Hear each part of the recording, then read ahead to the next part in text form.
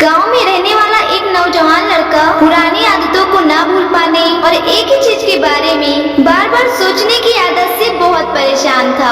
अगर उसे कोई कुछ कह देता या फिर उसके साथ थोड़ा सा भी कुछ गलत हो जाता तो वो इस घटना के बारे में पूरे दिन सोचते रहता। वही बात उसके दिमाग में हर समय घूमती रहती। फिर वो या तो अपने साथ हुई कुछ बुरी घटना के लिए अपनी किस्मत और भगवान को कोसता रहता या फिर उस इंसान से बदला लेने की खाली पुलाव बनाते रहता जिसने उसे कुछ कह दिया था या उसके साथ कुछ गलत किया था।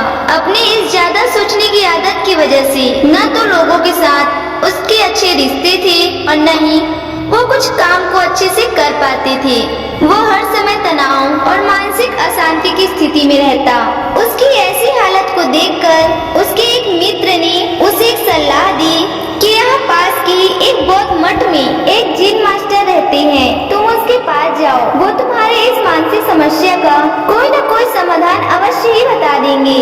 वह नौजवान लड़का जिन मास्टर के पास जाता है और अपनी समस्या उन्हें बताता है कि कैसे वो एक ही घटना के बारे में बार बार सोचता रहता है और पुरानी बुरी बातों व यादों को भूल नहीं पाता।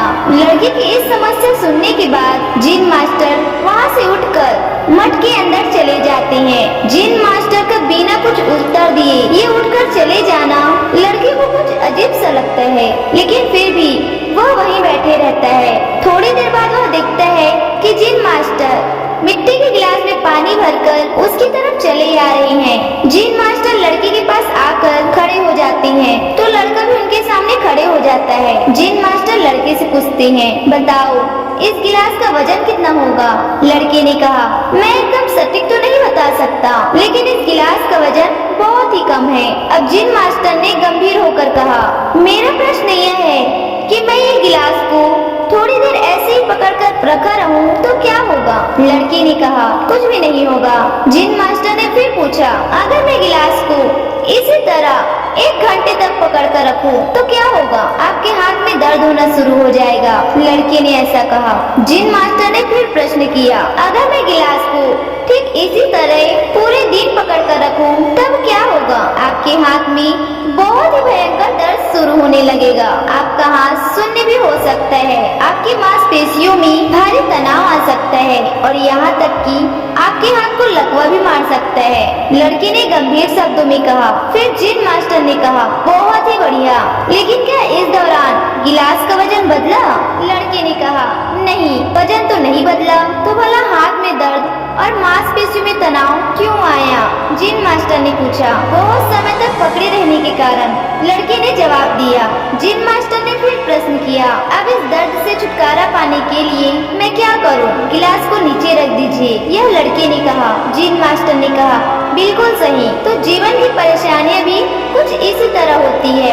इन्हें कुछ देर तक अपने दिमाग में रखिए और लगेगा कि सब कुछ ठीक है। उनके बारे में ज्यादा देर तक सोचिए तो आपको पीड़ा होने लग जाएगी और भी इन्हें बहुत देर तक अपने दिमाग में रखिए तो वह इंसान पागल होने लग जाएंगे और आप कुछ भी नहीं कर पाएंगे। जिन मास्टर ने लड़की की तरफ इशारा करते हुए कहा, अपने जीवन में पिछली गलतियों और घटनाओं के बारे में सोचना जरूरी है, लेकिन उससे भी ज्यादा जरूरी है उनसे सीखकर आगे बढ़ना। अगर तुम एक ही बात को पकड़कर बैठे रहते हो तो ठीक उस गिलास की तरह ये भी तुम्हारे जीवन में दर्द पैदा कर देगा। अगर तुम आज अपने अतीत को लेकर बैठे रहते हो तो ये आज भी तुम्हारे हाथ से निकल जाएगा और तुम भविष्य में इसके लिए पश्चाताप करोगे। तुम अपने अतीत के लिए जैसा इंसान बनना चाहते हो या फिर जिन गलतियों के लिए तुम पश्चाताप कर रहे हो तो तुम आज से ही वैसा इंसान बनने का प्रयास करो और कोशिश करो कि तुम आज ऐसी गलतियां न करो जिसके लिए तुम्हें भविष्य में पछताना पड़े। इसलिए चिंता करना बंद करो और अपने आज के कर्मों पर ध्यान दो, क्योंकि चिंता व्यक्ति को उसकी चिता तक ले जाती है।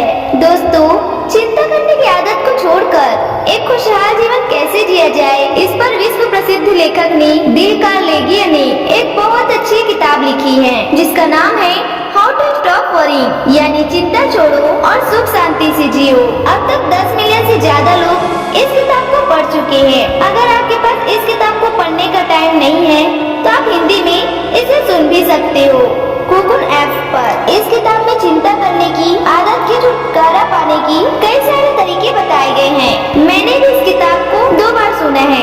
चाहे तो आप भी इसे पढ़ सकते हैं। तो दोस्तों, कैसी लगी आपको हमारी यह वीडियो कमेंट करके जरूर बताएं, और अगर आपको हमारी यह वीडियो अच्छी लगी हो तो वीडियो को लाइक और ज्यादा से ज्यादा शेयर करना बिल्कुल भी न भूलें।